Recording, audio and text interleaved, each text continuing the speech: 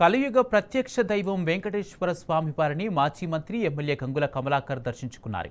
ఇవాళ ఉదయం వీఐపీ విరామ సమయంలో స్వామివారి సేవలో పాల్గొని మొక్కులు చెల్లించుకున్నారు. దర్శనం అనంతరం రంగనాయకుల మండపంలో వేద పండితులు వేద ఆశీర్వచనం అందించగా ఆలయ అధికారులు శ్రీవారి తీర్థ ప్రసాదాలు అందజేసి పట్టు వస్త్రంతో సత్కరించారు.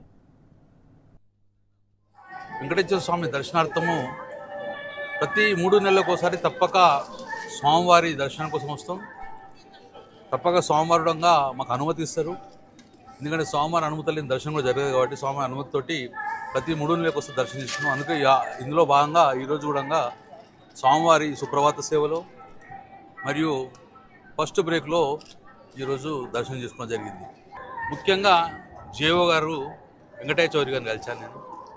వారికి ఒక విన్నపం, తెలంగాణ రాష్ట్రంలో హైదరాబాద్ తర్వాత రెండో నగరం పెద్ద నగరం కరీంనగర్లో తిరుమల తిరుపతి దేవస్థానం వారిచే వెంకటేశ్వర టెంపుల్ కడతామని చెప్తే 10 ఎకరాల భూమి అప్పుడు కేసీఆర్ గారు ముఖ్యమంత్రి ఉన్నప్పుడు 10 ఎకరాల భూమి కేటాయించడం జరిగింది తిరుమల తిరుపతి దేవస్థానానికి.